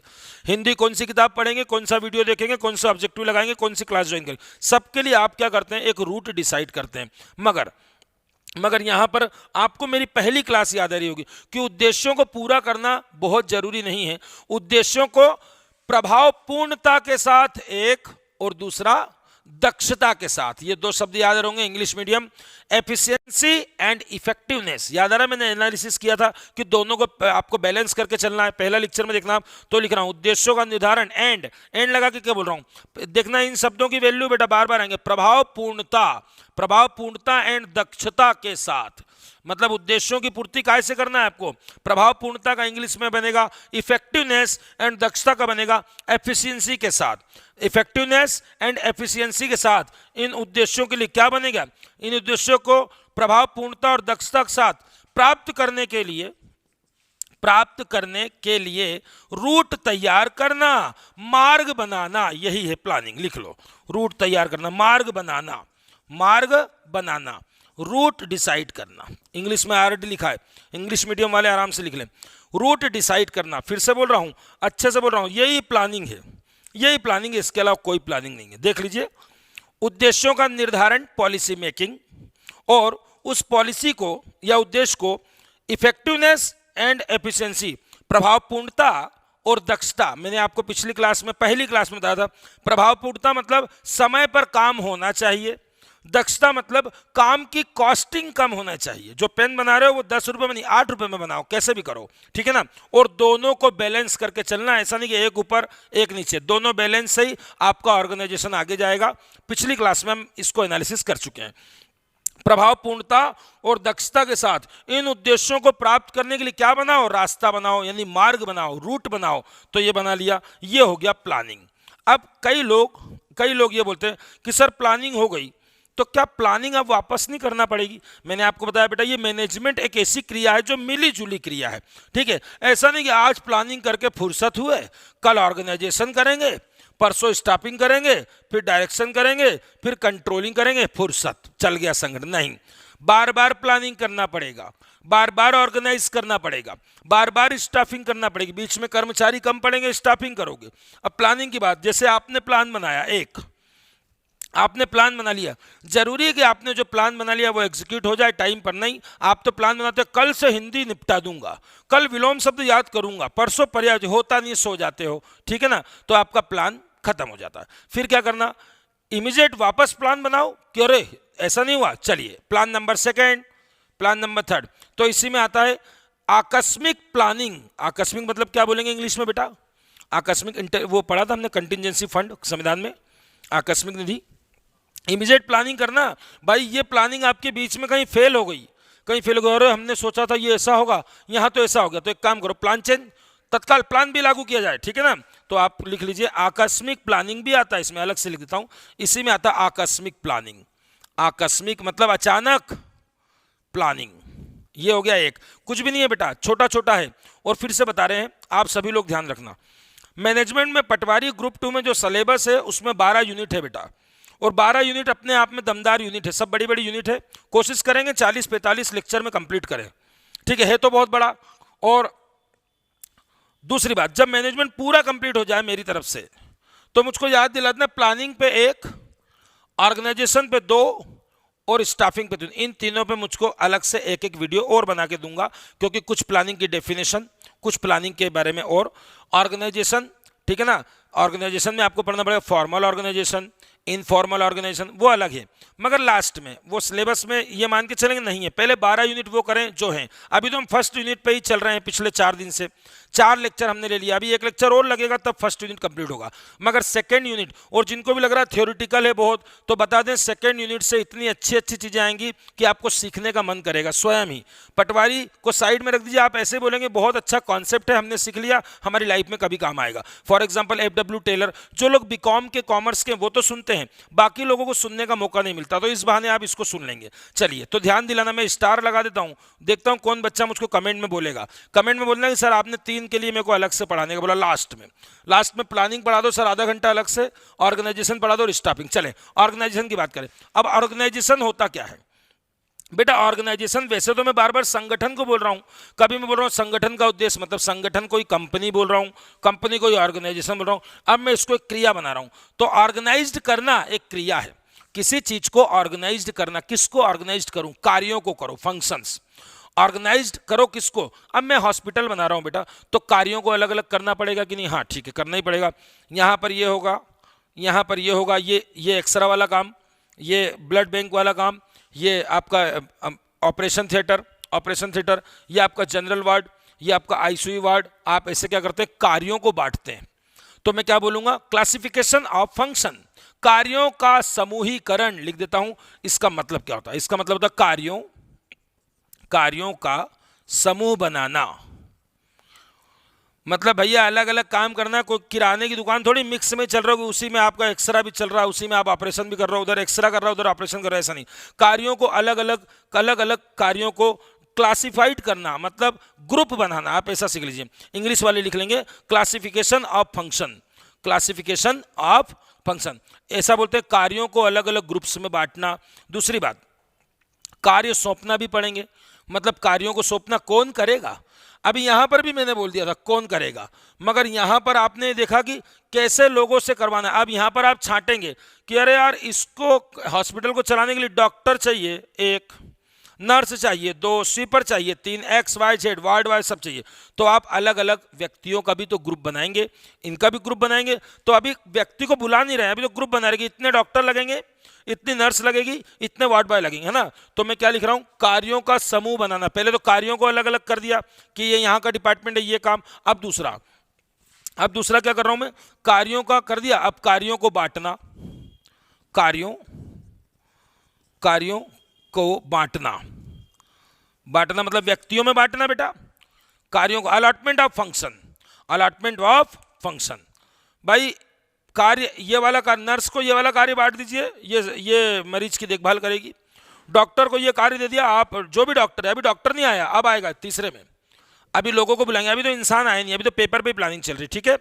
नर्स ये काम करेगी, ये स्वीपर का काम ये करेंगे, ये गार्ड वाला काम ये करेंगे, इतने गार्ड चाहिए, इतने, सब आपने देख लिया, ये कार्यों को बांट दिया। फिर उसके बाद बेटा आप किसी संगठन में काम करेंगे तो आपको कुछ अधिकार भी होने चाहिए कि मैं यहाँ का डॉक्टर हूँ, मेरी अथॉरिटी है कि मैं जाऊँगा और अपने हिसाब से ऑपरेशन करूँ, कौन, मैं किसी से नहीं पूछूंगा।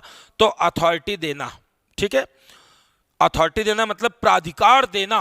दूसरा, अब आपकी कंपनी में कुछ अथॉरिटी, आपकी पावर है, पावर अलग होता है, अथॉरिटी अलग, आगे चल के समझेंगे। अभी तो इतना कि कुछ अधिकार होते हैं हमारे, हम ऑफिसर है ना, हमारी कंपनी के मैनेजर हैं या कोई भी हम काम करते हैं, डॉक्टर है, तो हमारे अधिकार है, तो हमारी कुछ रिस्पॉन्सिबिलिटी भी होगी, ठीक है ना। तो अलॉटमेंट ऑफ अथॉरिटीज क्या लिखेंगे? अधिकारों का बंटवारा, अधिकारों का आवंटन, हिंदी में तो ऐसे आता है आवंटन, इंग्लिश मीडियम में लिख लेना अलॉटमेंट ऑफ राइट्स या अथॉरिटी, अलॉटमेंट ऑफ राइट्स या अथॉरिटी। क्लियर? एक को ले लूं बस खत्म हो जाएगा। अब बेटा आपने अधिकार भी दे दिए कि डॉक्टरों को अधिकार देंगे कि वो लोग ऑपरेशन कर लेंगे, नर्स को अधिकार देंगे कि तुम ऐसा ऐसा कर सकती हो, बॉटल लगा सकती हो, ब्लड ले सकती हो, सब। अब वो बोलेंगे सोर्स तो दो, ऑपरेशन कैसे करें, पेन से करें, तो भैया ऑपरेशन के लिए मशीन दे, सीधी सी बात है, मशीन दे, ऑपरेशन थिएटर में जो भी लगेगा।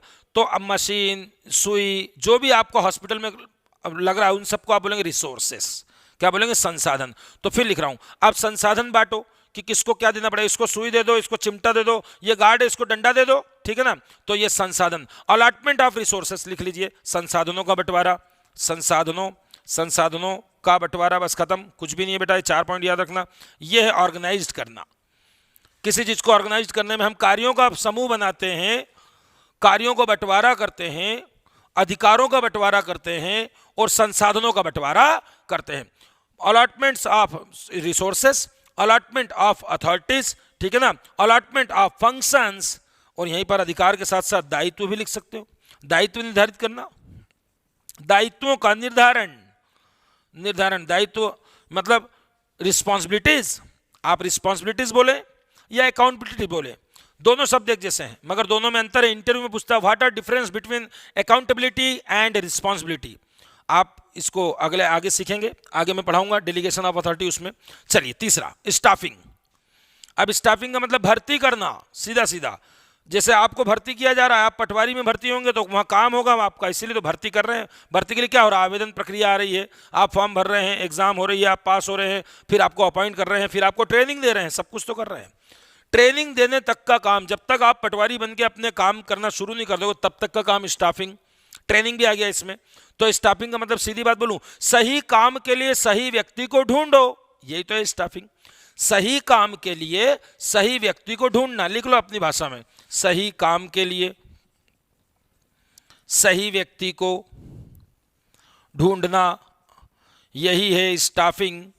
स्टाफिंग, अब स्टाफिंग के लिए क्या करेंगे, भर्ती निकालेंगे, सीधी सी बात। तो रिक्रूटमेंट, भर्ती को इंग्लिश में बोलते हैं भर्ती, रिक्रूटमेंट, ये लिख दे रिक्रूटमेंट, भर्ती, भर्ती निकालना। सिलेक्शन लेना, चयन, चयन, चयन, फिर सेलेक्ट हो गए, अपॉइंट करेगा आपको। पटवारी में आप पहले सेलेक्ट हो गए, फिर अपॉइंट हो गए, ठीक है। तो अपॉइंटमेंट, अपॉइंटमेंट क्या बोलते हैं बेटा, नियुक्ति, नियुक्ति, चलो बन भी गए। अब आपको कौन सा पटवारी का काम आता है, अभी आप पटवारी बन जाएंगे, बोलूँगा जाओ जमीन नाप के आओ, आप बोलेंगे सर आता ही नहीं है, 1 बीघा कितना होता है, 1 एकड़ कितना होता है। तो आपको ट्रेनिंग भी तो देगा बंदा, जब तो आप पटवारी का काम कर पाओगे। तो ट्रेनिंग, ट्रेनिंग, 4 चीजें सब इसमें आ गई। हिंदी में लिखे मैंने, भर्ती, चयन, नियुक्ति, प्रशिक्षण, सब इसके काम है, सब इसके काम है, ठीक है ना। रिक्रूटमेंट बोले, सिलेक्शन बोले, अपॉइंटमेंट बोले, ट्रेनिंग बोले, सब किसके काम है, स्टाफिंग के काम है। स्टाफ इसी को तो बोलते हैं स्टाफ लाओ। भैया हॉस्पिटल की बात कर रहा हूं तो हॉस्पिटल के डॉक्टर अलग लाओ, सबके लिए भर्ती निकालो, डॉक्टर की भर्ती, नर्स की भर्ती, वार्ड बॉय की भर्ती, स्वीपर की भर्ती, ठीक है। आगे चलें, ये हो गया आपका। अब मैं पूछूंगा इन सब में से कौन सा एचआर फंक्शन बोलता है, वो बोलेगा इन 5 में से कौन सा मानव संसाधन कार्य है। यही तो है जो मानव संसाधन की व्यवस्था कर, मनुष्य की व्यवस्था कर। तो लिख दूं इसी को एचडी फंक्शन भी बोलते हैं। एचडी फंक्शन का मतलब समझ गए क्या बेटा, एचआर बोल, मैंने एचडी बोल दिया, क्या बोलेंगे, मानव संसाधन मतलब human resources. Human resources function is staffing, कि स्टाफिंग जो है वो ह्यूमन रिसोर्सेस, हिंदी में क्या बोलते हैं, नियुक्तिकरण। हिंदी में आप देख लेना, आपकी किताब में लिखा नियोजन, संगठन, नियुक्तिकरण। चौथा बेटा डायरेक्शन, अब आया डायरेक्शन। अब आपको तो पटवारी में ट्रेनिंग मिल गई, तो आप पटवारी बन गए, मतलब काम भी सीख गए। तो क्या आप अपने मन से पूरा कर लेंगे, नहीं, अभी साहब बैठे हैं आपके ऊपर जिनका नाम है नायब से तहसीलदार। नायब तहसीलदार साहब आपको डायरेक्ट करेंगे, भैया ऐसा कर, ए भैया वैसा कर। किसी कंपनी में आपके ऊपर कोई ना कोई बैठा है जो आपको डायरेक्शन देगा। कौन देगा, मैनेजर देगा, हमारा जो मैनेजर होगा वो देगा। तो आपको डायरेक्शन की जरूरत है, किसकी जरूरत है, डायरेक्शन की। तो लिख दिया निर्देशन, निर्देशन, डायरेक्शन देगा आपको। अब डायरेक्शन बेटा होता क्या है, मैं आपको वही बोल रहा था कि 5 ही काम है, ये 5 ही काम है, इसके अलावा कोई काम नहीं है। मेन काम यही है, मेन पिलर है ये मैनेजमेंट के फंक्शन। मैनेजमेंट के फंक्शन में 5 पिलर है। अब बेटा डायरेक्शन का मतलब, अब किताबों में लिखा लीडरशिप 1 काम, मोटिवेशन 2 काम, नहीं, ये दोनों एलिमेंट ऑफ डायरेक्शन। जैसे लीडरशिप का मतलब होता है नेता, नेतृत्व, हिंदी में बोलते हैं नेतृत्व मतलब नेता, लीडरशिप। और मोटिवेशन का मतलब आप समझते हैं, दिन भर मोटिवेट ही होते रहते हैं आप इंस्टाग्राम चला के, ठीक है। तो कई मोटिवेशनल थ्योरी आपको मिलती है टीचर्स के माध्यम से, मोटिवेशनल स्पीकर के माध्यम से, चाहे आप किसी को भी सुने। और बेटा एक बात बताऊं, आप मेरी कंपनी में तभी काम करोगे जब मैं आपको अच्छा मोटिवेट करूंगा। तो आपका अंदर क्या रहेगा, मनोबल बढ़ा रहेगा, मोराल, आपका मोराल बढ़ाने के लिए आपको मोटिवेट करूंगा। करना है अपने को, पटवारी कैसा भी बनना है, दिन रात एक कर देंगे। अरे क्यों नहीं बनोगे, अरे मेरे पढ़ाई से बाहर नहीं जाएगा, अरे ऐसा नहीं होगा, तो आप मोटिवेट, हट हो गया काम, सर ने बोल दिया मैं पटवारी बनूंगा, मोटिवेट हो गए।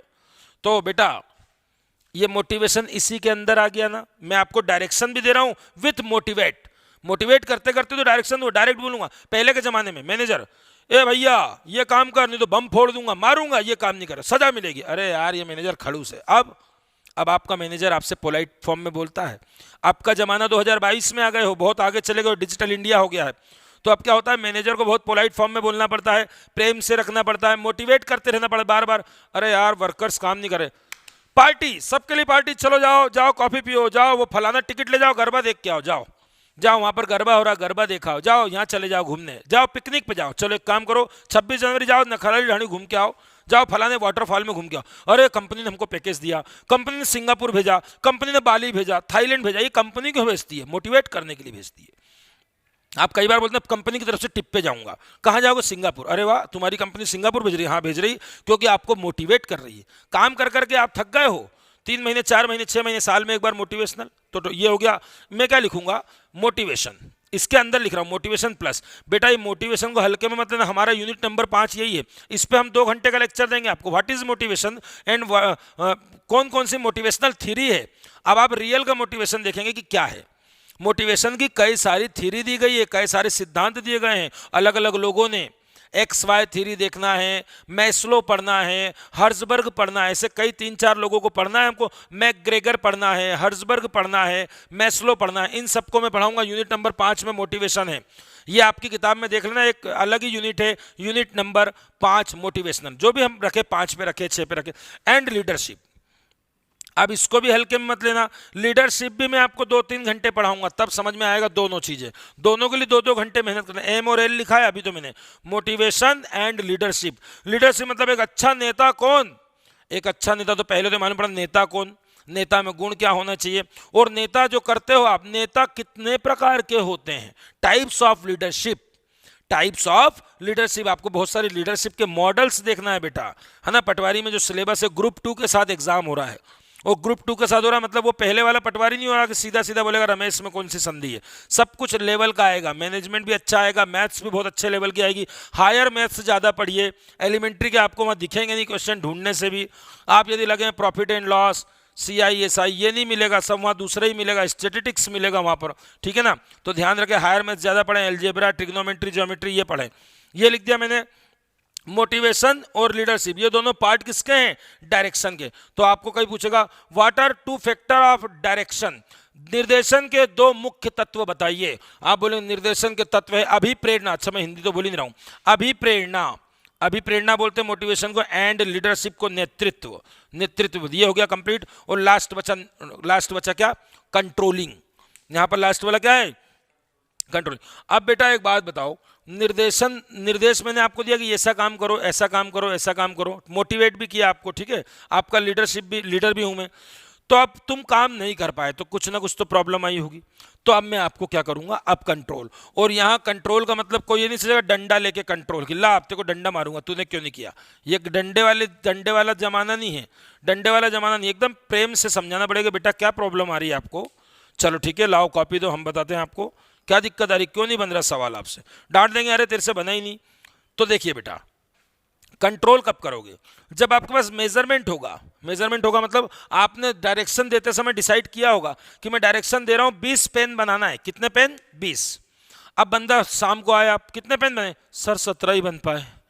3 क्यों कम बने बेटा? सर ये प्रॉब्लम आ रही। आप प्रॉब्लम देखेंगे, फिर उस प्रॉब्लम का सॉल्यूशन देखेंगे। मतलब आप उसके एग्जीक्यूशन का मेजर करेंगे। उसने जो काम किया उसको क्या करेंगे? मेजर करेंगे। तुलना किससे? जो आपने पहले से डिसाइड किया है। क्लियर? आपने पहले से डिसाइड किया 20 पेन बनाना है, फिर उसने बनाया 17, तो आप अरे यार 3 कम बने।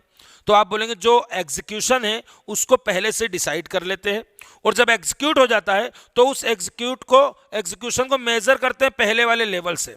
तो हिंदी में क्या लिखते हैं? निष्पादन। निष्पादन का मापन। निष्पादन का मापन ऐसी कठिन लैंग्वेज में आएगा ना एग्जाम में, तो आप समझ जाएंगे क्या बोल रहा है वो। Measure of execution, measurement of execution, measurement of execution, इसका आपने मापन किया। और मापन किससे कर रहे हैं बेटा? मापन करेंगे किससे? पहले से डिसाइड कर रखा होगा ना 20 पेन बनाना है, तो मैं इधर साइड में लिख रहा हूं किससे करेंगे? लेवल, स्तर, स्तर, निष्पादन के स्तर से। निष्पादन का स्तर, स्तर मतलब पहले से डिसाइड करा था कि 20 पेन बनना थे, अब उस 20 पेन, ये लिख दिया मैंने, निष्पादन का स्तर। लेवल ऑफ एग्जीक्यूशन क्या है? 20, 20 पेन बनना थे, और इसका मेजर कर रहा हूं, इसका भाई साहब ने कितने बनाए? 17, कम हो गए, कम हो गए। जब जब आपका एग्जीक्यूशन कम होगा, आपका एग्जीक्यूशन पहले वाले लेवल पे नहीं होगा, तभी तो आप कंट्रोल करोगे। कि आपको मैनेजर बना दिया तो आप डंडा लेके खड़ी रहोगे, मैं मैनेजर हूं मारूंगा। अरे क्यों मारेगा, तेरा काम करके दे रहे हैं ना। हम बात करें, हम कुछ भी करें, मस्ती करें, मोबाइल चलाएं, तेरा काम हो गया ना भैया, जा 20 पेन का बोला था 20 पेन में। तो पहले बेटा मैनेजमेंट कैसा था, बिल्कुल डांट के, बिल्कुल सर पे खड़े था, करो काम करो, कोई बात नहीं करना। अब क्या है भैया, ये काम कर दो, आप एंजॉय करो, कुछ भी करो, मोबाइल चलाओ, मुझको मेरा काम चाहिए, मुझको शाम तक मेरा काम चाहिए।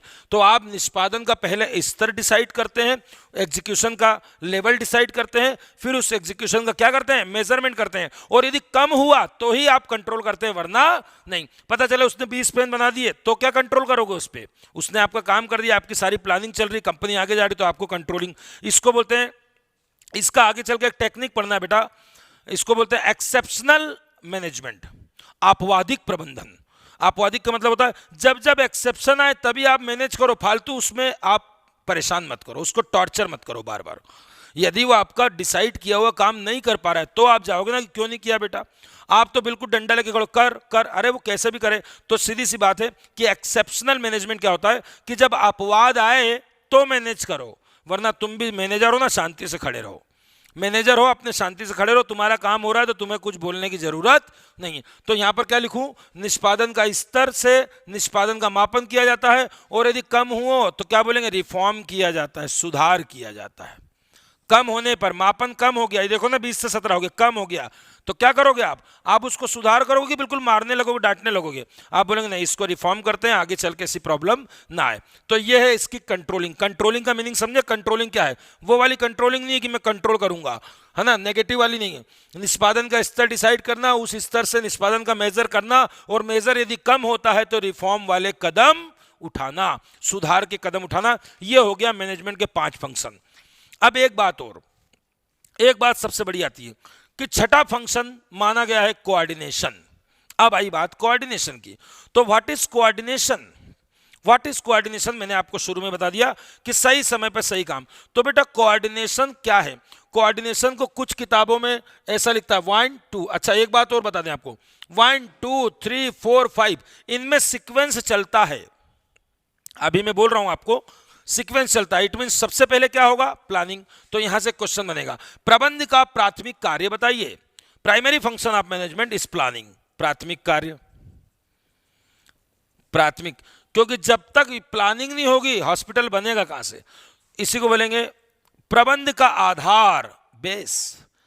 Fundamental function, primary and fundamental function, आधारभूत कार्य क्या है, सबसे आधार, बेस कैसे बनेगा भाई? जैसे प्लान करोगे वैसा ही तो ऑर्गेनाइज करोगे, जैसा ऑर्गेनाइज करोगे वैसे ही तो स्टाफिंग करोगे, जैसा स्टाफ लाओगे वैसे तो डायरेक्शन करना है, ठीक है ना बेटा? तो एक के बाद एक होता है, पहला कार्य क्या माना है, प्लानिंग, दूसरा ऑर्गेनाइजेशन, तीसरा स्टाफिंग। लोग आ गए, पहले प्लान बनाओ, फिर कार्यों को बांट दो, फिर उसके बाद लोगों को बुला लो, लोगों को काम पे लगा दो, उसके बाद उनको डायरेक्शन दो ताकि वो काम करें, और यदि नहीं करे तो उन पे क्या करो, यदि काम नहीं हो तो उन पर क्या करो, कंट्रोलिंग करो। ये सीक्वेंस से है। मगर हम बोल रहे हैं कब प्लानिंग खत्म होगी और कब ऑर्गेनाइजेशन शुरू होगा, इस बात का दुनिया में कोई पता नहीं लगा पाया, क्योंकि प्रबंधन थोड़ा जटिल प्रक्रिया है, मिली जुली प्रक्रिया है। एक काम कब खत्म होता है और दूसरा कब शुरू होता है, इसका हम पता नहीं लगा सकते। मैंने आपको उदाहरण दिया था, उदाहरण क्या दिया था कि एक मैनेजर सुबह प्लानिंग करता है, दिन में ऑर्गेनाइज करता है, 3 बजे दोपहर में डायरेक्शन करता है, 4 बजे फिर प्लानिंग करने लगता है, 5 बजे कोऑर्डिनेशन करता है। मतलब ये मिली जुली प्रक्रिया है। फिर भी यदि आप नंबर से देखें तो पहला ये होता है, दूसरा ये, तीसरा ये, चौथा ये और पांचवा ये। अब आता है कोऑर्डिनेशन। तो कोऑर्डिनेशन क्या है बेटा? कोऑर्डिनेशन एक ही चीज बताऊं, कोऑर्डिनेशन क्या है, सभी चीजों को एक साथ करो। अब देखो, एक शर्ट बनाना है, शर्ट बनाना है तो भैया शर्ट में पहले क्या बनेगा, पहले आगे का पल्ला बनेगा, फिर पीछे का, फिर उसमें कॉलर जुड़ेगी, फिर उसमें ये जुड़ेगा, फिर इसमें छेद होंगे, फिर बटन लगेगी, फिर लास्ट में प्रेस होगा, पैकेट होगा और चले जाएगा, मार्केट में बिकेगा। अब इसमें कोऑर्डिनेशन होना चाहिए किसमें, अलग अलग कार्यों में। जितने कार्य होते हैं सब में आपस में कोऑर्डिनेशन होना चाहिए, नहीं तो फिर क्या होगा, मैं बटन लगाने वाला हूं, मैं बटन लेके खड़ा हूं, लाओ काय में बटन लगाऊं, तो आप बोल रहे हैं अभी मेरा बना ही नहीं, तू कहां बटन लेके खड़ा है? तो पहले ये बनाने, मतलब पहले प्रोडक्शन किसका होगा, आगे वाले पल्ले का, पीछे वाले पल्ले का। तीसरी स्टेज पे दोनों पल्ले जुड़ जाएंगे, चौथी स्टेज पे बाहों जुड़ेगी, उसके बाद ही तो कॉलर लगाओगे, पहले कॉलर तैयार करोगे, कॉलर बनाओ कॉलर बनाओ, सर कॉलर बन गई, अब रुको, काय में लगाएं, कॉलर लगाए काय में, तो पहले इतना स्ट्रक्चर बनाओ तो ये कॉलर लगेगी ना, शर्ट की कॉलर, तो कॉलर लगी, कॉलर के बाद फिर ये बोलेगा ये लगाओ, कफ लगाओ, ठीक है ना। तो एक के बाद एक जो आप कर रहे हैं कि इसके बाद ये होगा, इसके बाद, इसी को तो कोऑर्डिनेशन बोल रहे हैं। यदि आपके बीच में कोऑर्डिनेशन नहीं हुआ तो पता चला कॉलर बन गई है और अभी शर्ट का पल्ला सिला ही जा रहा है और वो कॉलर वाला बैठा है कि हमने तो कॉलर बना लिया, अब हम क्या करें।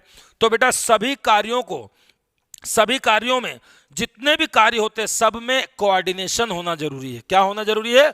कोऑर्डिनेशन। तो क्वेश्चन आएगा कोऑर्डिनेशन क्या है, तो आप बोल देना प्रबंध का सार। सार मतलब पूरी जान यही है, सार, प्रबंध का निचोड़ कंक्लूजन।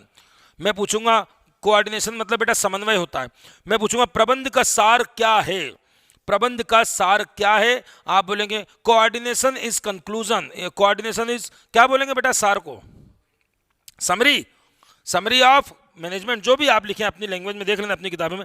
मैं क्या बोलूंगा? मैं ऐसा बोलूंगा, बताओ एक ग्रुप को, जैसे वो शर्ट बनाने वाला ग्रुप है, एक कॉलर बना रहा है, एक कप बना रहा है, एक फ्रंट बना रहा है, दो ग्रुपों को एक करना, ग्रुपों में यूनिफॉर्मिटी लाना, तो एक शब्द याद, एकात्मकता लाता है। ये इसको मिटाता हूं, निर्देशन हो गया। इसमें क्या लगता है? ये सभी कार्यों में क्या लाएगा? एकता लाएगा, यूनिटी एंड यूनिफॉर्मिटी, जो भी लिखें। प्रबंधन के जितने फंक्शन हैं सभी में एकात्मकता, अच्छे से बोलेंगे तो एकात्मकता लाना, यूनिफॉर्मिटी लाना या फिर यूनिटी लाना, किसका काम है? कोऑर्डिनेशन का। सीधी बात बताऊं तो कोऑर्डिनेशन एक धागा है, धागा। हार फूल की दुकान देखिए, एक फूल, फिर गुलाब का फूल, दूल्हे का हार बनता है ना, फिर ये वाला चमेली का फूल, तो बीच में कौन है? धागा। धागा नहीं होगा तो हार बनेगा क्या? नहीं। तो कोऑर्डिनेशन एक धागा है जो अलग अलग फूलों को जोड़ता है और मिलकर सब क्या बन जाती है? माला या हार बन जाता है। तो कोऑर्डिनेशन सभी को एक सूत्र में पिरोता है। एक बात मतलब सभी कार्यों में बोल सकते हैं, सभी कार्यों में एकता। हाँ, फिर से देखिए, सभी समूहों में एकता। भाई कॉलर वाला बोल रहा है हमको उससे मतलब नहीं, तो भाई सभी डिपार्टमेंट में यूनिटी करेगा ना, पहले तुम बनाओ, तुम्हारे बाद तुम बनाओ, इसके बाद ये बनेगा, इसके बाद ये बनेगा, तब जाके पूरी शर्ट बनकर आएगी। लास्ट में प्रेस होगी और लास्ट में पैकिंग होगी। क्या पहले पैकिंग होगी? नहीं। आधा शर्ट बना, पैकिंग वाला बोला लाओ पैक करना है, तो शर्ट तो बने, तो किसके बाद कौन सा काम होगा, किस काम के बाद? तो कार्यों में एकता लाना, एक दूसरा, समूहों में एकता, दो ग्रुप, एक ग्रुप और दो ग्रुप दोनों को यूनिटी लाना, यूनिफॉर्मिटी दो। तो कार्यों में, या फिर लिख दें समूहों में, बस एक ही शब्द पकड़ना है, एकता। एकता से पकड़ लेंगे। एकता या यूनिफॉर्मिटी का काम कौन करता है? एकता का काम क्या करता है? समन्वय करता है। ये हो गया आपका कंप्लीट, ये हो गया आपका कंप्लीट। अब बताओ समन्वय कहाँ है? तो आपको यदि लगे कि सर ने तो 5 के बाद छठे पे लिया, तो आप इसको छठवां कार्य मत बोलना, आप बोलना समन्वय इसके अंदर भी घुसेगा, इसमें भी घुसेगा, इसमें भी घुसेगा, इसमें भी जाएगा। मतलब कोऑर्डिनेशन ऐसा है जो मैनेजमेंट के हर फंक्शन में मिलता है, हर फंक्शन में मिलता है। बताऊं, उदाहरण दूं, ये आप प्लानिंग बना रहे हैं, तो प्लानिंग में भी तो कोऑर्डिनेशन होना चाहिए। पहले काय का प्लानिंग बनाओगे? पहले हॉस्पिटल खोलना है, तो आप बनाओ, कैसे बनाएंगे? तो सबसे पहले जमीन कैसे खरीदें, जमीन, तो जमीन का प्लानिंग बनाया, जमीन मिल गई, अब बिल्डिंग बनवाना पड़ेगी, तो ठेकेदार से बात करें, मतलब बिल्डर से। पता चले आप पहले नर्स को ही बुला रहे हैं, आ जाओ नर्स, या नर्स का ही प्लानिंग कर रहे हैं, यहाँ पे इलाज होगा। अरे पहले जमीन तो ढूंढ, कहाँ पे हॉस्पिटल बनाएगा। तो आपने जो प्लानिंग की उसमें भी सोच समझ की कि पहले ये प्लान के बाद ये प्लान बनाओ, इसके बाद ये प्लान बनाओ, इसके बाद ये प्लान। तो प्लानिंग में अंदर ही कोऑर्डिनेशन लगा हुआ है। तो सीधी बात, इसीलिए इसको बोलते हैं प्रबंधन का सार, क्योंकि ये प्रबंधन की सारी क्रियाओं में मौजूद होता है। वो आपसे पूछेगा ऐसा कौन सा फंक्शन है जो प्रबंधन के सारे फंक्शंस में इंक्लूड होता है? आप बोलेंगे coordination is a common, coordination सभी दूर इंक्लूड होता है। ये था मैनेजमेंट के कार्य। आज आपने 2 चीजें पढ़ ली बेटा, समय थोड़ा ज्यादा हुआ है। आप क्या पढ़ा है? आपने पढ़ा है मैनेजमेंट के लेवल, 3 लेवल नाम याद रखेंगे, और मैनेजमेंट के फंक्शन। एक बार बोल दीजिए 5 फंक्शन क्या है, ऐसे बिना देखे बोलिए। पहले प्लानिंग करेंगे, फिर ऑर्गेनाइज करेंगे, उसके बाद स्टाफिंग। मन से सोच लेंगे, पहले प्लानिंग, ऑर्गेनाइजेशन, फिर लोग आ जाएंगे स्टाफिंग, उसके बाद उनको डायरेक्शन, और कमी हो गई तो कंट्रोलिंग। और कौन सा पार्ट सब में कॉमन रहेगा? Coordination is a common part for all functions. Clear? ये हो गया आज का कंप्लीट। अब एक छोटी वीडियो और आएगी अगली, जिसमें यूनिट 1 कंप्लीट। और यूनिट 1 कंप्लीट होने के बाद यूनिट 2 में आपको बहुत अच्छी अच्छी चीजें पढ़ने को मिलेंगी। फॉर एग्जांपल यूनिट 2 में लेकर आऊंगा FW टेलर का साइंटिफिक मैनेजमेंट, आपको पढ़ने से बहुत कुछ सीखने को मिलेगा लाइफ में। दूसरा हेनरी फेयोल के 14 प्रिंसिपल ऑफ फंक्शनल मैनेजमेंट, आपका हेनरी फेयोल ने दिया है। फिर लेके आएंगे एल्टन मेयो, जिसको आप बोलते हैं हॉर्थोर्न एक्सपेरिमेंट। हॉर्थोर्न में जाके कुछ एक्सपेरिमेंट किए हैं, बड़े अच्छे अच्छे शब्द मिलेंगे, चीजलर, स्क्विलर, तो आपको काफ़ी कुछ सीखने को मिलेगा। और इसके बाद आगे बढ़ते जाएंगे, आगे हमारा आएगा motivation, leadership, communication, decision making. Herbert Simon का डिसीजन मेकिंग पढ़ेंगे आप, IDC, तो ये सब पढ़ा देंगे। आज के लिए इतना काफ़ी है, मिलते हैं अगली क्लास में। जब तक के लिए जय हिंद, जय भारत।